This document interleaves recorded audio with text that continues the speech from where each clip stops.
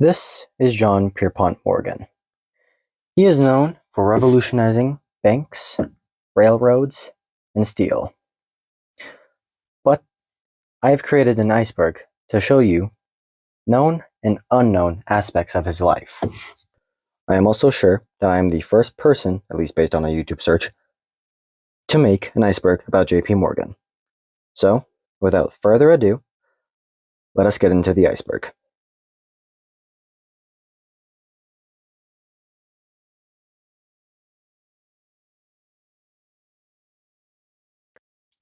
Life and death.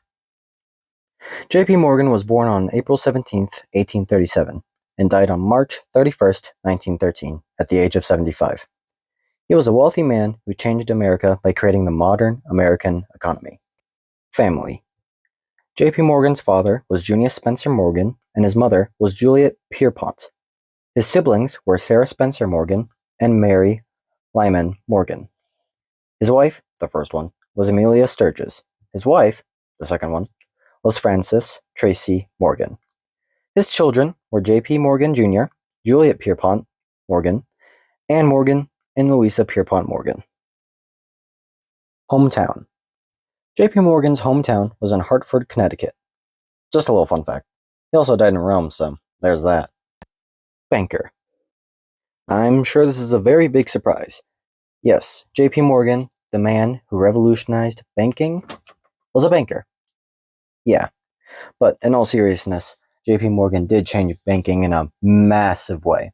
We'll get to that soon enough. Monopoly.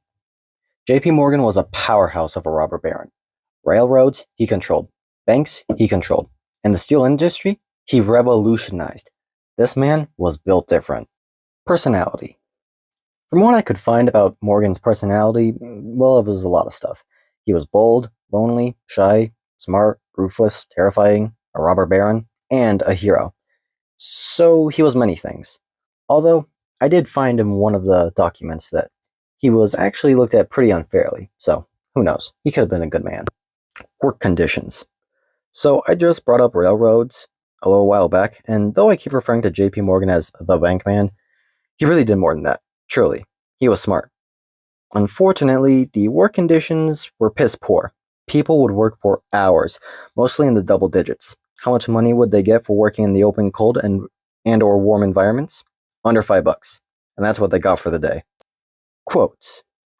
I just want to show you some quotes from JP Morgan. If you have to ask how much it costs, you can't afford it. A man generally has two reasons for doing a thing. One that sounds good, and a real one. When you expect things to happen, strangely enough, they happen.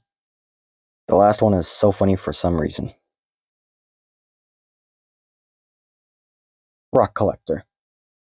JP Morgan was a collector of rocks? Yup, minerals, rocks, amber, books. That's not a rock. But if it was, he would have collected it. And also he did collect books. Controversies. This is for the past and present. So, in the past, Morgan, because it was the 1800s, accepted around 10,000 slaves, and at some point, he owned at least 1,000 of them. That was the past, and the present bank apologized for it, so surely they're better, right? Not really. They're kind of seen as fraudulent and misleading. They have actually been on the decline for a while, but don't expect them to die anytime soon. First electrically lit estate. JP Morgan had the first electrically lit estate. This was, of course, a luxury that only the richest people could afford. Morgan hired Edison. Yes, the Edison. The Thomas Edison to make it work. Marriages. Earlier in the family section, you may have heard me mention 2 wives. Yep, that unfortunately is true. Morgan's first wife, Amelia Sturgis, died of tuberculosis. The sad part? She died on their honeymoon, 4 months after the wedding. Morgan married about 3 years later to Frances Morgan, and she would be his wife till he died. Monopoly Man is JP Morgan. So you know Monopoly Man, right? The mascot of that stupid board game? Well, he's JP Morgan. At least, he's based on JP Morgan. That's it. Skin condition. JP Morgan had rosacea? Rosacea. Anyways, it looks pretty painful.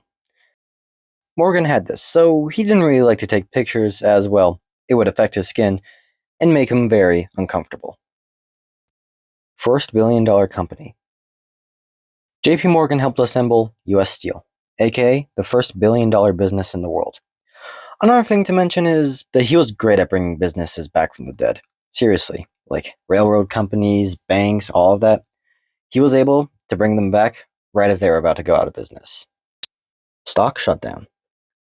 The New York Stock Exchange is a big business, so if it shuts down for a while, especially because you died, then you know you made it big. And that's what happened because of JP Morgan's death. The stock market shut down for several hours just to honor him. Very little people have caused this. Some of the only other people to do this are MLK, Queen Victoria, and some presidents. Titanic. JP Morgan would have been on and probably died on the Titanic. The only reason he wasn't? He fell ill and canceled his trip. What a lucky man. He died a little while after the Titanic sank, but 1907 Savior. The panic of 1907 could have and would have been a massive disaster without JP Morgan. He helped finance multiple banks and practically save the economy. FRB. JP Morgan basically helped the creation of the Federal Reserve Bank. Without him and his aid for the economy, it would have been a long time before we'd have it. Or maybe I'm thinking too much about this. I don't know. Wall Street bombing. The Wall Street bombing was the worst terrorist attack America had before, A cart with several pounds of TNT inside exploded on Wall Street, killing 30 people, and several more would later die on their injuries. Around 300 were injured. Why is this part of the iceberg? Because it exploded directly in front of the JP Morgan & Co. Bank. That's kinda it. Fluent speaker.